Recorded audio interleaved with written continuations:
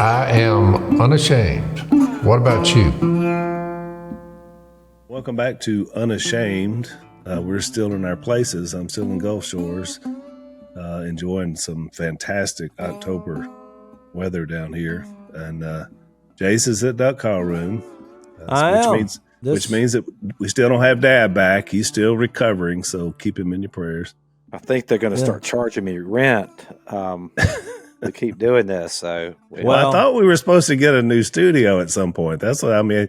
I'm waiting for that. We're tired of piggybacking off of other people's. Since Willie owns this place, I would say that is a high probability because the last time we did this podcast, he actually walked by, opened the door, and you know what he said to me? What's that? Get back to work. But before I could answer, he left.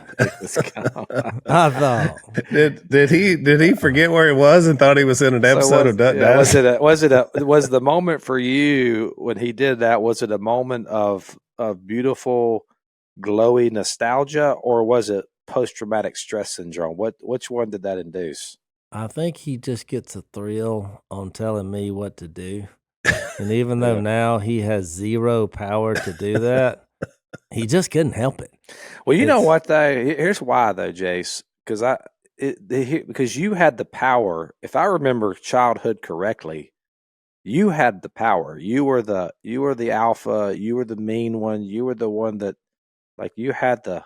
I remember you were the one that everybody was we were afraid of. Yeah, that's true. But I was not mean. Well, I don't know if I'd say that. It's kind of like Jays. They have childhood trauma Christmas things going on. The Dashers. It's kind of like Si. He all the time says I'm negative, and let me tell you what that means. That means I don't agree with him. So he's like, "Well, you're just being negative." I'm like, "No, I'm saying you're wrong." Yeah. And so, look, you know how tough it was down there. There was, my parents were trying to work out a way to put food on the table, and they kind of let the boys run wild. And so we had very few rules. As young men, we had to work it out. And the only reason I earned that title is because I would, come out on top in various fights, and because it was always seemed like y'all were the closest, though. That's why you fought the most. Yeah. And you were a couple years older, which is always a big deal. Yeah, it was kind of funny when we had Edward Graham on, because he was the youngest in the Graham family. But then he finally got really big and strong, and he wound up whipping his older brother, and that kind of changed the dynamic. It sounded like. Well, yeah, I wasn't bluffy, Yeah, but I think with y'all, there's actually a guy I've been reading a bunch lately whose name is Rene Girard. I've mentioned him on the podcast before, but he has this concept that he came up with called the the scapegoat mechanism. The scapegoat mechanism. Well, you're getting deep early. This is deep, but I'm telling you, this is going to explain my childhood to you. And by the way, the scapegoat is a biblical notion. It's found in honestly, he got to the end of his philosophy, and at the end of it, he came to know Christ because he had he got cancer, and he had this existential crisis where he thought he was going to die, and he had this encounter with Christ, and he's like, wait, all my philosophy that I've developed is pointing to the ultimate scapegoat, which was Christ. And that actually was the conclusion that he came to, but in the end. But the idea is that societies or people, they inevitably have a conflict. Like, you can't avoid conflict because we all mimic each other's desires. And so you have two kids and they want the same toy. And so you basically fight to the death to get humans are the only species that he says will consistently fight to the death. Typically, like when two bucks go at it, or two lions or whatever, they'll fight until one proves their dominance, and then it's settled. Humans are different, that will fight to the death. And so he said what happens in societies is at some point in the whatever the process, and I don't agree with everything he said, but this is kind of interesting. He said these societies wars break out because we want the same thing, and we can't both have it. So we fight. And somewhere along the way, two groups were fighting, and somehow they both got mad at another group. and they focused on the other group, which became the scapegoat. And for a moment, they actually became friends, and they found that through finding the scapegoat, they could actually attain peace. And I think that's what was happening at y'all's house, is that y'all were fighting but then we would come in, and it was like, if you were visiting, all the rage, the anger, the hostility, the pain, that you guys had grown up, it was all directed at the cousins. And so we were literally the scapegoats for you guys. And so I'm not bitter about it. You're trauma. This is turned into a trauma therapy. This is a counseling I've dealt session. with this. We've been to the therapist, all of it. Look, I love you guys. I really, really love you both. And it was tough times. It was tough times. My dad was, a man's man early on, and he would do things that, like not wear shoes for a couple of years. So I just think it was a tough environment that we were raised in, and we were tough, and you had to be. So there were lots of fights, but I didn't know that it was. I really never paid you no mind. When you, I don't have any memory of you even being around when I was a kid. So. Well, if I was being which is why you get a horn blow from I-40 when he comes through Black Mountains. That's interesting. That hurts even worse, man. I just don't have any. That hurts worse than the pain I endured that you didn't even register. It didn't even register in your mind, but it's seared in my memory and my very inner being of. Yeah, wow. But the fact it's so funny to me now shows you how warped our view of our situation was, because you just have to laugh about it. It's like, I mean, look, all I thought about was hunting, fishing, and when's the next domino game. And trying to survive. Yeah, you weren't like a tormentor. You were just like, don't get in your way kind of guy. It was that was it. Yeah. Don't try to. But now Willie was a little more on the torment. Willie was a torment. He was probably the one. Honestly, he probably was receiving from you guys. He really, when I think about it, yeah, you know what? Now that we're talking about this, it really was Willie. He tormented me. One of my favorite things that Willie said when he came on our podcast on Unashamed the first time, we were talking about something, and he talked about it being intimidating to come in there to be on the podcast with us. And I mean, I just thought, I got so tickled because I never think of it. He's the boss. Yeah, I was surprised he said that. I was super surprised that he said that. I was too. So I think that went back to that idea. It told me a lot about the way Willie was, because he would, like we talked about it recently, he would run away because he was, being abused by us or whatever. But he'd only run away till supper, and he would go fix up some place, and he was going to live there. And there was only so many places around the property, around the 6 acres that he could find. But wouldn't he, Jase? He'd make him a little fort. And oh yeah. It was just, because Willie liked to make fun of other people, and I never liked that. Even, I mean, look, I have a good time, make jokes, but I don't do it at the expense of other people. Yeah. And he would do that, and I would just attack him for it. I would take up. He is the best at it. I mean, he is. And now, look, it's no big deal because he is witty. We laugh at ourselves, but I never crossed that line. I was like, I make fun of what people do, but not just, their anatomy but my dad and Willie have always had a way. Yeah. If there's a way to offend somebody, they'll do it. Well, yeah, and he's so good at it. We were at an event one time, and me and Willie were together, and I just thought about this, and so we got a table at the front of this event, and the guy that had basically put on the whole thing, a very wealthy individual, Willie comes up, and the guy's wanting to talk to Willie. He's wanting to shake hands with him and meet him, and Willie walks up to the guy, starts talking to me, and I'm trying to introduce him to this guy because I know this is the guy that's put on the event. And Willie literally shakes his hand or puts his hand on his shoulder and says, "Yeah, go get me. I'll take a coffee with 2 creams." And the guy's like, "What?" He says, "Yeah, I'll take a coffee." Like and it was just, and he's just messing, but he's like, I'm like, how do you get away? I don't know. If somebody gets away with it, I mean, I know. My whole family does. I mean, all of y'all are like that. Yeah. So we were when I was caddying for Willie, he was in that big celebrity golf tournament thing at Lake Tahoe.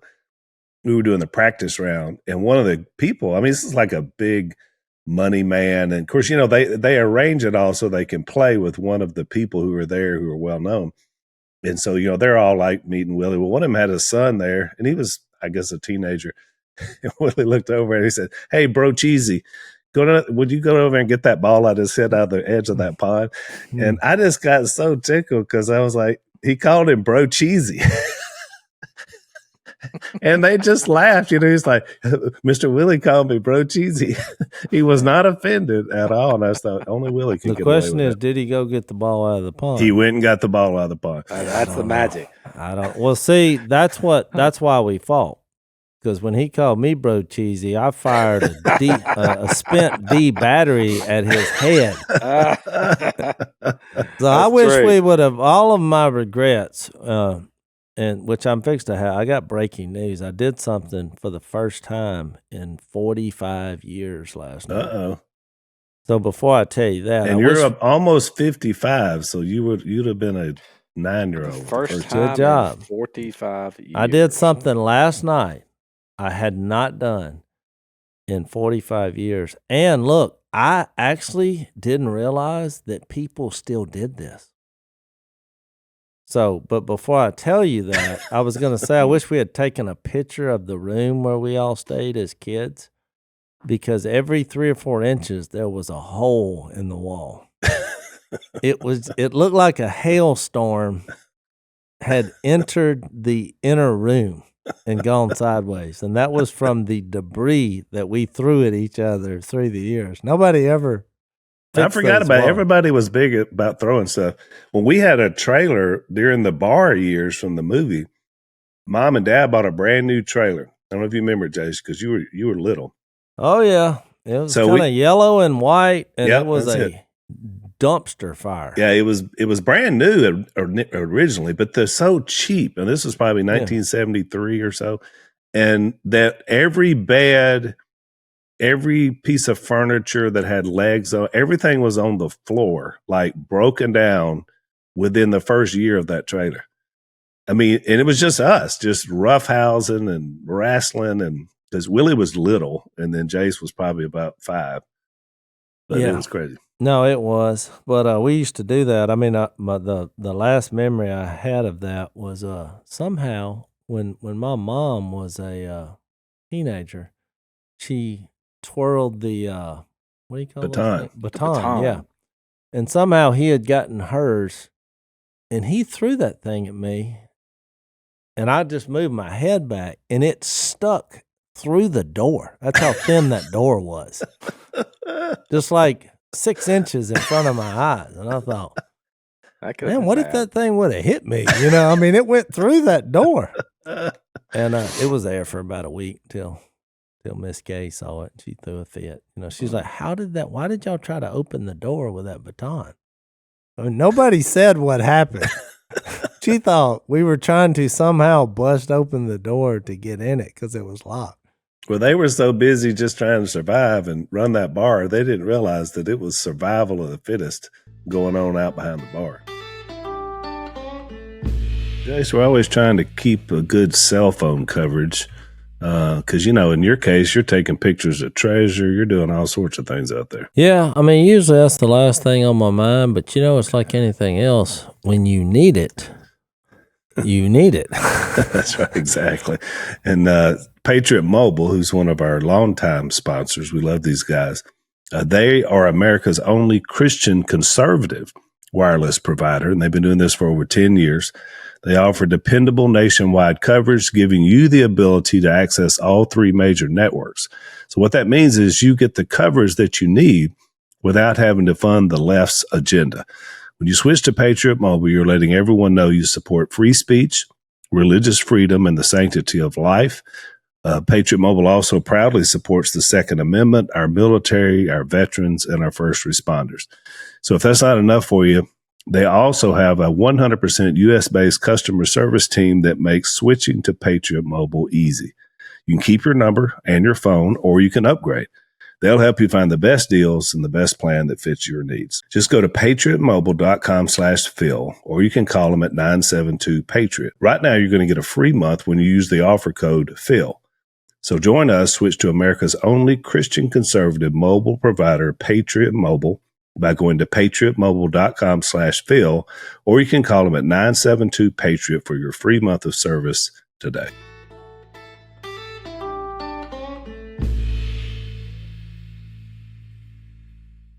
So last night, I actually went. Of course, this podcast won't come out for a while, so I'm dating myself. But last night, for the first time in 45 years, I went trick or treating in the neighborhood, and I was shocked that there are people that still do this. Oh gosh, yeah. It's a big deal. I really thought you remember back in the 70s when they had the razor blades and the fruits and the people getting sick? I thought that ended it. That's how oblivious I have been of life, which usually during this time of year, I'm getting ready for ducks, and I just didn't know people were still doing that. We took the little man. Yeah, the little man that we keep and his mom. I was actually the driver.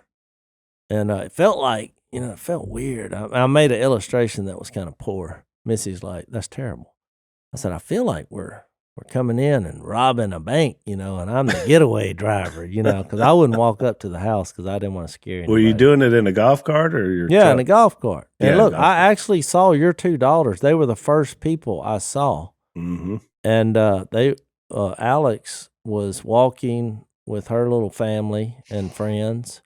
And then Anna had set up a station with Howard Carbo, of all people. And so when I looked at him, I said, are you a trick or a treat? Because he had a Halloween helmet on with lights going off. It was a Randy Macho Man Savage hat. He wears it every year. And he actually said, Jase, that offends me. And I said, I thought this was trick or treat. I'm trying to figure it out. He's like, I'm obviously a treat. And I was like, well, it looks like a trick with your head lighting up. I didn't know. I thought you were actually doing the trick. So usually, Jase, Bill Ansley joins us, who's another old bachelor like Carbo. Mm-hmm. And we were out there last year because we were home. And so we set up because Alex likes to take the kids around the neighborhood like you guys did. And so we stay there so the neighborhood kids can get candy at her house. It's a big deal in our neighborhood. It's safe, which is really good. But Bill was there last year, and this kid come up, and he was wearing like a Captain America get up. He had a lot of red, white, and blue on. And Bill looks at him. He's probably about 10 years old. And he says, son, are you a Republican? And the little kid said, I don't know. He said, well, ask your mother because you get 2 pieces of candy if the answer is yes. Oh, wow.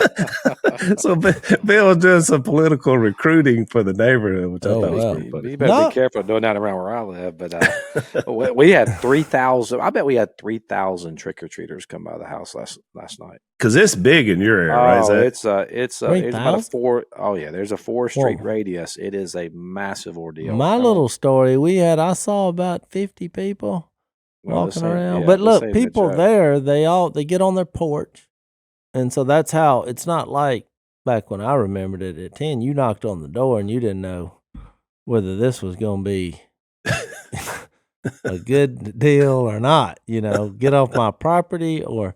But really, Al, I remember back when we did this, because we only had 2 houses, our house and my grandparents' house. So we just got dressed up, walked outside, and then knocked on our own door, got the candy, and then we went to the grandparents, and she would give like an orange or something, which I always thought, that's the weirdest thing ever. Just some dates, maybe, or something orange.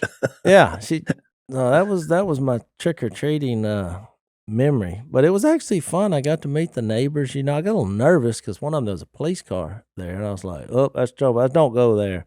Missy's like, why? I was like, well, we're technically driving a golf cart through the neighborhood. I'm not sure that's legal. And she's like, babe, he's not going to give you a ticket, because now I'm gun shy. I was going to say, you've had a bad experience, Jay. But they were sitting there, and she's like, look, he's out there with a basket of candy. So we pulled in. I was like, well, let's get in good with the police, And we have 4 police officers in our neighborhood. And so actually I said, I just want to say, because he was like, happy Halloween or whatever. I said, I just want to say no laws were broken that I know of in coming up here. And he said, hey, I'm off duty. I don't care what you do. I was like, oh, we're going to get along great then. That sounds just like Dad. No laws were broken in the. But it was a good way to get to meet a lot of neighbors, and I actually thought it was a very positive experience. It was funny because last night was a little bit of a rite of passage. So Corby, who's my oldest grandson, he's in 5th grade now, which is your last year of elementary school because next year will be in middle school. And so he didn't want to go with his brother and sister and mom and the little crew you saw. He wanted to go with his buddies. So last night was the rite of passage. Now it's like the pack. So he's it was on like, his own. Yeah. Well, I've never been into Halloween because of the kind of evil side of it. So I've always been that guy. I'm like, look, I'm not into ghosts, goblins, darkness, but all the people, they were friendly. There was one, they looked like teenagers that kind of had the scary look because little man was like, he looked at me like, he was literally scared. Yeah. And then this old dude, there was some movie that I never watched, but you wear a mask. I had recognized it from just seeing the previews. It was like, I can't remember what the movie was, maybe Halloween Scream or something, it was just like a weird mask, so it was terrifying. That guy was looking at me, and I literally saved his life, because while he was staring at me with this mask, he was fixed to walk into a mailbox. And so I said, hey, watch out for that mailbox. And about the time he turned around, he had just enough time because it was literally fixed to hit him right in the head because he was walking fast, looking mean. And I was like, these teenagers. Well, you should have just let that one go. I think I'd have just waited to watch the crash. How I thought, what would Jesus do? He's dressed up scary. I saved his life. Maybe I'll get an inroad.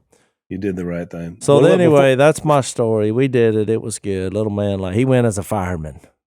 Well, but he's a fireman every day. He's into firefighting. So did you and Missy dress up too? Because y'all usually have to dress up for him. Oh, this is my costume.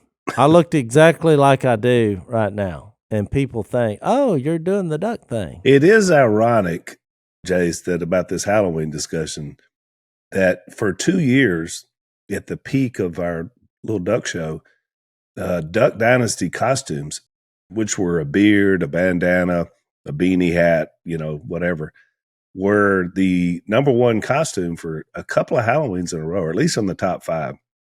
So it is kind of ironic, Jase, that your look, because it was mostly you, Willie, Cy, and Dad, were someone else's Halloween costume. They dressed up to look like you. Yeah, that's weird. I don't know where to go with that, but I'm just saying it happened. Well, Phil tells a famous story. So if he was here, this is what he would tell. But we were on a duck hunting trip. We've told this before, and we went into a Walmart and getting supplies because we would go film 3 or 4 days on the road for our little videos, but we did them. And we walked in, and the greeter at Walmart said, "We have a winner." And Phil's like, what are you talking about? It's like, well, it's the costume contest. Y'all, she was dead serious. We had no costumes on. We had come from hunting. We had black face paint on, the beards, and we won. I don't know what we were representing. We literally won a contest at Walmart and got a cake that would have been better 3 days before. Winner, scary dinner. Yeah, because we had no idea it was Halloween. It was funny. Yeah, nobody knew that. So that was a precursor to what would happen later. Is that before we go to get into our Bible study today? Well, let me say this first. I do have a Halloween story. Okay, good. Let's hear it. The Halloween story, maybe I'm debating whether I should tell this or not, but this really happened. I'll correct you if it is. Yeah, somebody brought a piñata. Now, we're talking about there's so many people you can't even keep up with them. But there was a piñata left in the front of our yard, and at the end of the night, the kids get around it and they start beating the piñata with whatever sticks they can find to bust it open, and they're just whacking this piñata, and it cracks open, and then the kid, we didn't see. I saw him hitting it, but I didn't realize everything that had happened until they gather the candy and other things, and they go back to their parents with to put the candy in their buckets. And inside of this piñata, I'm not kidding you, were bottles of liquor, the little bottles of liquor and condoms. And condoms? Yeah. In the piñata. And in the piñata. And I thought they were kidding because they came up to me and said, "Hey, Zach, was that your piñata?" And they were like telling me what was in there. "Oh, yeah." I'm just making jokes. They're like, and everyone's looking at me like, "Are y'all serious? Was that really?" And they pulled it up and said, "Yeah, look. This is what our kids came back with." So there's something to be said for having your Halloween, in a controlled environment. Yeah, controlled environment. So we're going to have security patrols next year. And see, that's such a shame. This is what we got. This Jase described there. It's what we got to back in the 70s. You just get some weirdo people and ruin something that's fun. Well, because I think in the original idea, it was kind of based on a pagan ritual, which has been among the religious world, which is why I've never really been into Halloween. I mean, I was just like, bleh. Yeah. But I think if you dress up and you meet the neighbors and you give the kids some candy and make it, more of a fall festival. It's kind of like what Sadie says. One time we were talking about TikTok, and she said, "Well, I've just decided I want to try to own that space for God." Yeah. And I thought, well exactly. So that's kind of what you're talking about doing. Let's take something that should be fun for kids and make it fun for kids. Yeah. Well, it's an opportunity to, you're also supposed to love your neighbor, and they're all out on the porch. So, I mean, I met a lot of people last night that I had never met before. Well, we ended our night, and this has become a tradition in the front yard. We end the night with worship. Yeah. And our neighbors come around, and different people we know and love and are friends with will come around. We probably had 150 people in the front yard just worshiping for about 20 minutes, and that's kind of like how we seal the night. So I think a few years ago, didn't y'all end it with the Max and the garage band? We're going to have a little concert. Oh no, that wasn't Halloween. That was a dumpster fire there. That was during COVID. Layla and Max throw a right in the center dead center of the quarantine. They're like, "Dad, we want to do a concert, build a backstage, and they go have their friends come in and play." And so we had about 100 high school kids in the yard. They were playing music, and of course the online. There's a whole lot of drama, by the way, on Facebook with our town. It's hilarious. It's like a message board, and everyone's like, "Who's playing a concert in the middle of a blankety blank pandemic?" And the cops show up, and I mean, and the guy looks at me. He's like. And I was like, is this like, are we breaking the law here? Man, I don't want to be like a bad dude, but I mean, do you care to just shut it down? I don't want to like create controversy. So I was all right, kids. I was like, you got 2 more songs. And so they played it out. But yeah, we had a concert right in the middle of the pandemic. Jase, there's something about the American culture. It's kind of always been in our psyche that we love movies. I mean, it's been around for our lifetimes and beyond. What do you think about, you seen any good movies lately? Well, I would say overall, the quality of movies in the last, I'm going to say 15 years, it's just gone downhill. Yeah. However, there is a group of people, Angel Studios, who's been on a roll. And so I saw their newest movie, Bonhoeffer, which, what a story. And you really couldn't find a better story that fits into where our world is today, as we sort of see the world in this, it's lining up, division. Dietrich Bonhoeffer is swept into this epicenter of this deadly plot to assassinate Hitler in this new movie that Jase mentioned from Angel Studio, and it's called Bonhoeffer, Pastor, Spy, Assassin. Hits theaters November 22nd. You can get your showtimes right now at angel.com/unashamed. With Bonhoeffer, he had his faith and his fate at stake, but he had to choose between upholding his moral convictions or risking it all to save millions of Jews from genocide. Will his shift from preaching peace to plotting murder alter the course of history, or will it cost him everything? Check it out.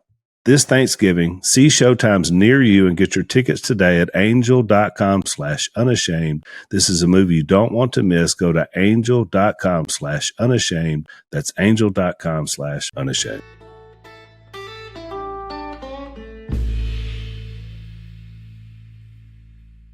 So, Zach, before we go to the Bible study, you've got a new podcast you're launching. And Jace, apparently, Zach is having to dumb it down so much with us that he needs another platform to be able to go into his deeper thoughts. I was trying to call it deep words, but or big words or something like that. What is it going to be called? Zach's not dumbing it down now. We're dumbing it down for him. Yeah, no, it is a little, we're getting into a little more of the philosophy stuff, but it's called Not Yet Now. And it really is. I mean, a lot of what we talk about in this podcast, but it's even the title, Not Yet Now. It's a focus on what does it look like life in the kingdom. So we'll be posting these every Tuesday, which is, so if you're listening and you're like, well, we don't have an Unashamed podcast on Tuesday. Well, we will have this. I'll have this one on Tuesday for those of you who want to kind of continue in the discussion. So you could go anywhere podcasts are heard. And by the way, honestly, we're going to be launching it on Tuesday. Let me get the right. Are you going to have an interpreter? No, that's what I'm saying. This is the warning. You have to, if you're coming, then you're saying I'm ready. I'm not gonna, but we're not gonna make any judgments on what kind of language is used. It's a free space, no judgment zone, safe space, and so it'll be November 19th is when we'll launch it. Anywhere podcasts are heard, Not Yet Now. You can also probably look it up by name, or on our YouTube channel is going to be at Dasher Zach. But you got to be careful with the YouTube because I got some other YouTube stuff when I ran for office that's out there. But at Dasher Zach will be the page that it'll be on. But Jace, I'm gonna have to have you on, man, because I want to. Because we're gonna get. I want people to see Jace is a lot deeper than he puts on sometimes. He's actually very, very, very, very intelligent. So bring me in when it's time to clean it up. Okay, I will. I'll bring you in. Jace, that's just what you need, another podcast to do. Yeah, we're going to get into some more like it's a little more of a slower pace, so that because there's some stuff like about politics and culture that I'll probably dive into a little bit more current events.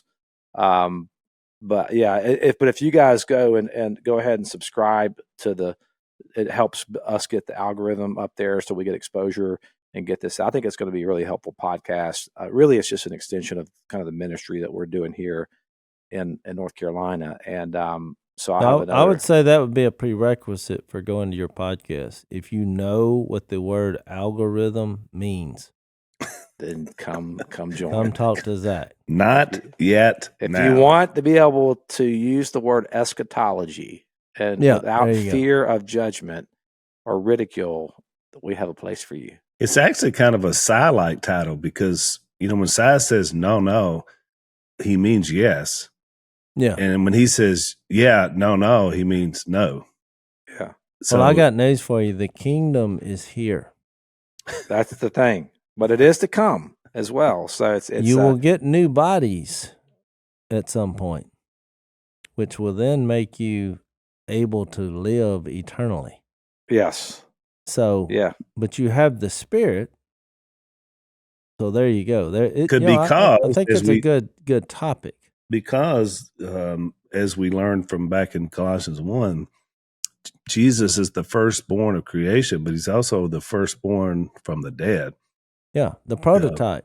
Just think about that. There's more to come. If you have that power, you're going to be proud because I'm preaching Sunday. And I decided to use that text because we're doing a series, which is an acrostic from recovery, and which Zach, you appreciate acrostics because your mom was the queen of acrostics. Tell me what that is. So that's when you take like a word, and you like in this case we're taking the word recovery, and then you do 8 thoughts that come from the word recovery. They spell out the word recovery. REC.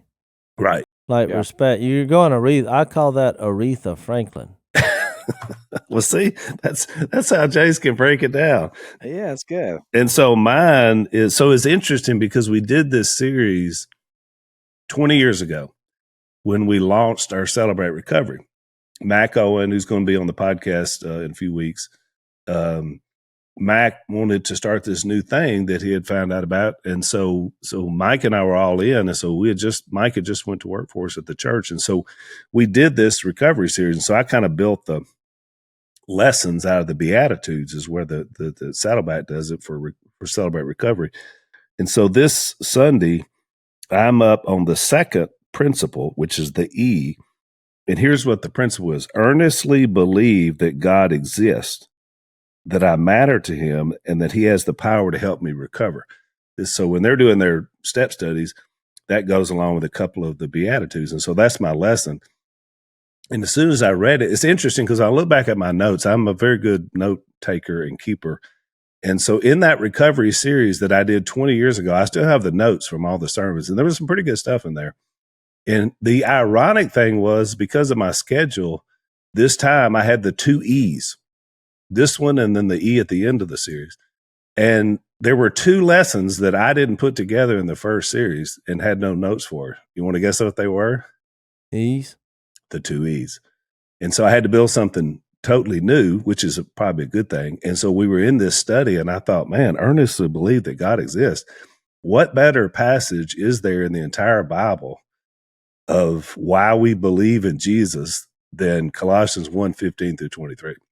Oh, I agree. So we've what's been the talking- other E? Earnest and everybody? I can't remember. If you've already forgotten it, Al, that may be. Well, yeah, but that's like 6 weeks away. Jason. I see. So I got a lot to do before I You're get going to come up last with week. an E. See, this is why I stay away from this kind of stuff, because then I got to think of a word that starts with E. It's there. I can't remember right now what it was. Oh, it has something to do with relationships. It's for the Celebrate Recovery crowd, it's the amends point where you're asking forgiveness for hurting people. Well, what about Colossians 1:29 when he says he wants to present everyone fully mature in Christ? This is for everybody. Everybody. Yeah, it is. Exactly. So there's your point. Done. There you go. So you've already happened, Jay.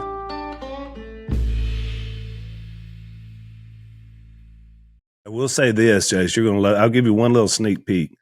So, because I got to think about this, what is the largest Celebrate Recovery meeting that's going on right now? Like in the whole thing? Yep. Jesus in the presence of God. Ooh, that's on pretty. our behalf. You're close. It's from Luke 15. It's in heaven, because every time a sinner comes to repentance, there is celebration and rejoicing in heaven by thousands and thousands of angels in assembly, according to Hebrews 12 and also Luke 15. So the largest Celebrate Recovery meeting that happens is every time someone comes to repentance, because someone has found Christ. It's chip night. It's the biggest chip night. The biggest chip night in eternity. Happens.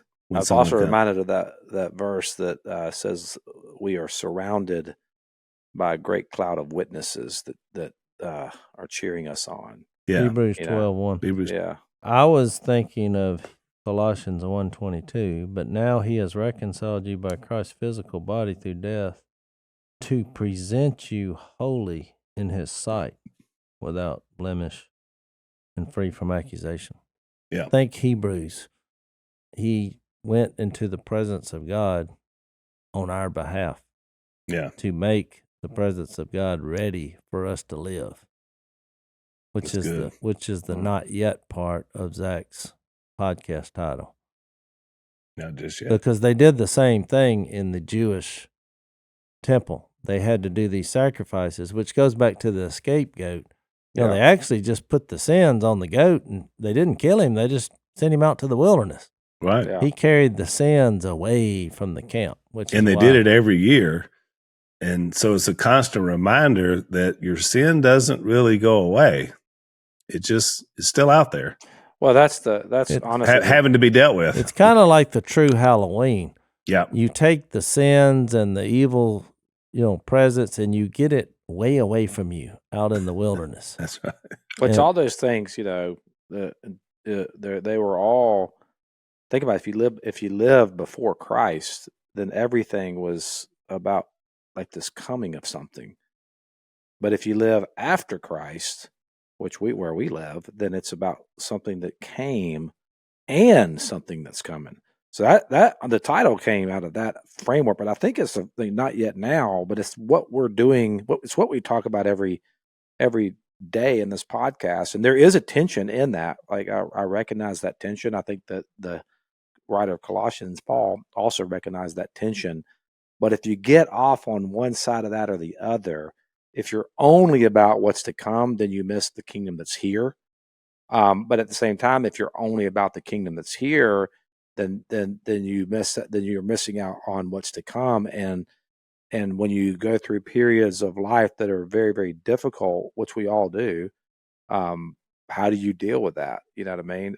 But I think that's why Jesus came in and plants himself at the dead center of all of it. He accomplishes it, but also there's more to come at the end. And so we're the sin portion of it and the scapegoat portion of it. When he did it once and for all. That's what the Hebrew writer says. It is once and for all. You don't have to continue to go back year after year to shed the blood of goats and bulls. Like all that's coming to it. And by the way, nobody does that anymore either, right? I mean, there's no more temple, no more sacrifice, none of that. Like that whole system is gone, and it ended in 70 A.D. Just about 30 years after, or 30, 40 years after Christ, or what is that, 37 years after Christ died and was resurrected. Yeah. And that makes the point that we've been making, that some people are waiting around to build another temple to start it all back up again. And we're like, no need. Yeah. It's already I think it's what happens is, if you on this whole, like when you get out of whack on this, it's not that the world is going to hell in a handbasket, so grind it out and wait for the rapture and just cross your fingers. That's not the message of Jesus. But it's also not, man, boys, this is utopia right here. We're in utopia. It is a tension that you live in, but it is a reality that's here that we get to participate in right now. And I think the caveat to that, and what really sets it up for me to understand it, is the reason why that's possible is because you have to remove in your mind and your framework, you have to understand that the prize is not a destination. The prize is not a place that we're going to called heaven. That's not the prize. The prize is not a description of the quantity of how we live, meaning eternal life is not about a quantity of life only. It's more about a quality of life. And it's a life that's in Christ, which is an invitation to participate in the triune nature of God, to partake of his divine nature. That the prize is him. The prize is an actual person or three persons.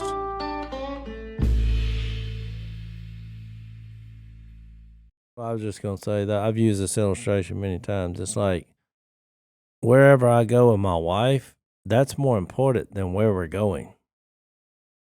I mean, just think about it. We're going to make the most of it. I mean, she's my partner, my best friend. So it's like, and she really lives that out. It's like, hey, you want to take a trip? And she's like, yeah. It's like, well, you don't even know what we're doing. She doesn't care. The journey. That's a good point. Because if you go if you think about if you go off for a weekend, and I was just talking to Jill about this today about our vacation we're planning. I was like, honestly, Jill, I said, if we just go and get a house and just go out to eat with the family or now cook meals just to be together. I mean, but think about it, we'll pay to do that. But it's the same thing I'm doing here, right? It's just intentional. What's the point of it? It's who you're with. That's a great analogy. Well, and it's also, it captures the thought that we were having in this text that we're kind of wrapping up, Colossians 1:24 through 2:5. The reason that the word, Jase, you're contending or struggling, that Paul explained to the Colossian church, who he did not know personally, but he was invested in heavily to see them succeed for the gospel.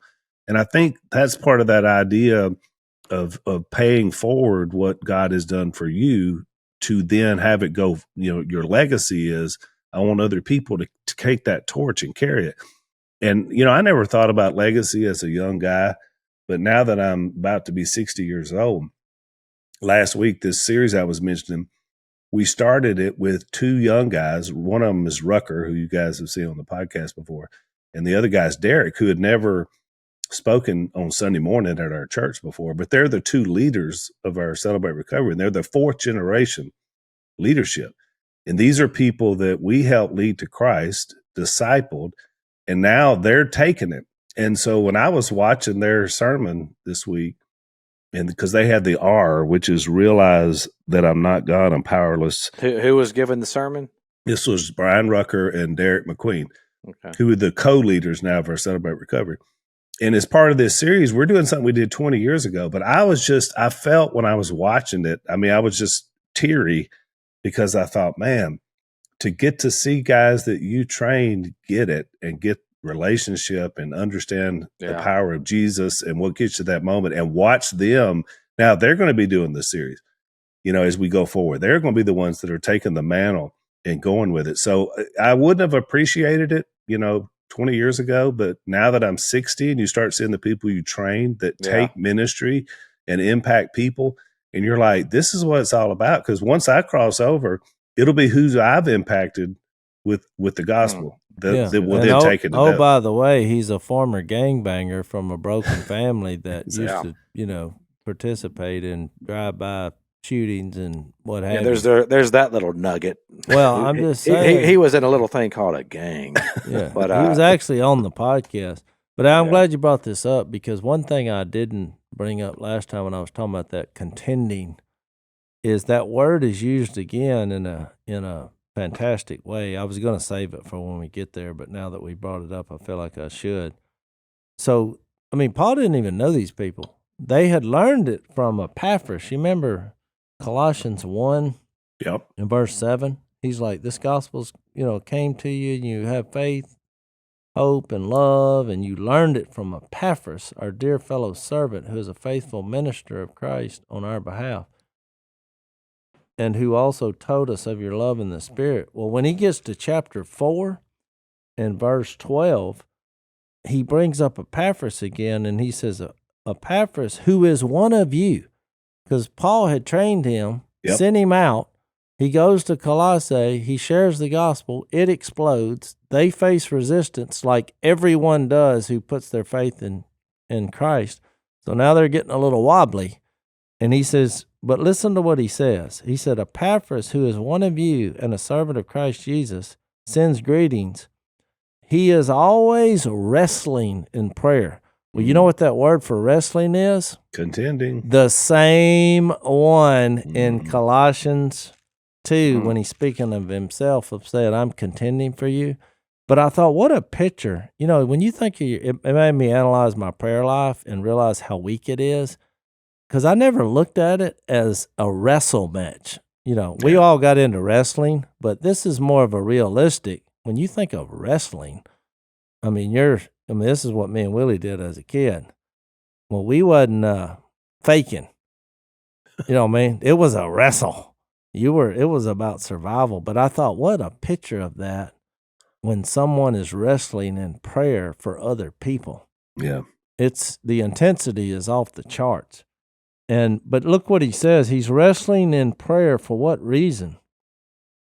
He is always wrestling in prayer for you, that you may stand firm in the will of God, mature and fully assured, which is what I keep bringing up. A lot of this is about growing in Christ. You start off a little plant, you're born again, and and you're real vulnerable at first because the resistance is coming from the evil one, the evil presence, just circumstances, because there are two forces in this world.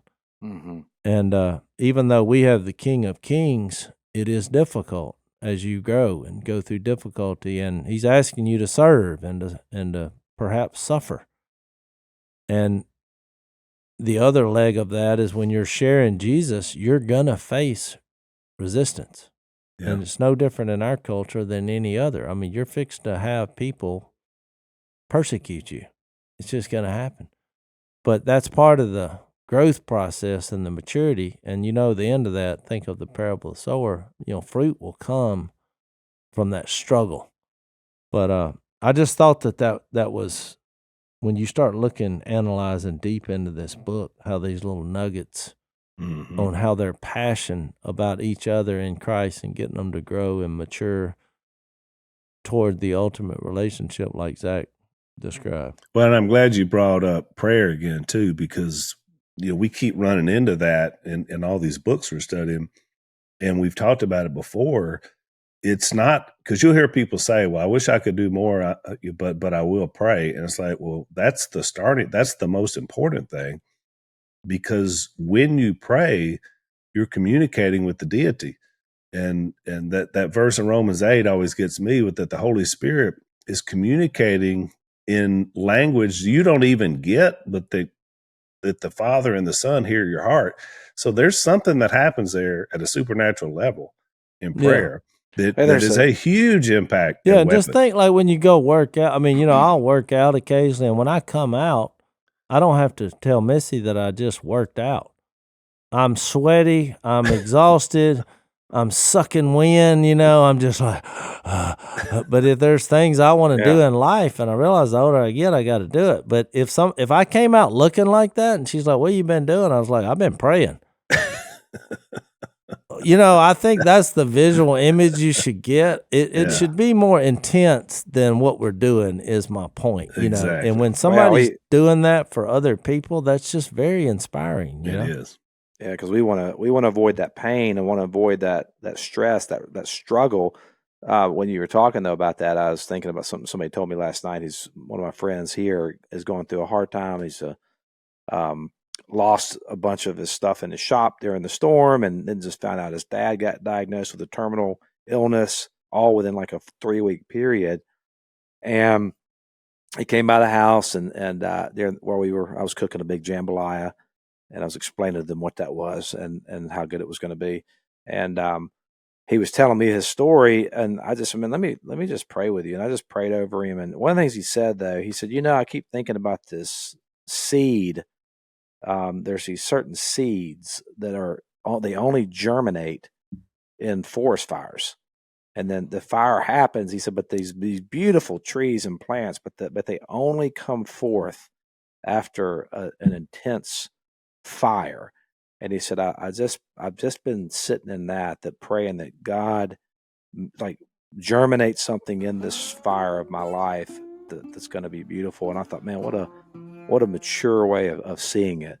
But we want to escape those fires and those storms of life, and we don't want to wrestle, because we like the modern convenience that we enjoy and comfort. But I think the prayer, the kind of prayer you're talking about, is a prayer that says, I don't want to go in it, but I also like, God, if you want me to go through this, help me, like sustain me through it, and then give me an imagination for what you're going to do out of it. No, that's it. That's what's called being all in. So, and unashamed. So we're out of time. We'll pick it up here next time and get back to our text on Unashamed.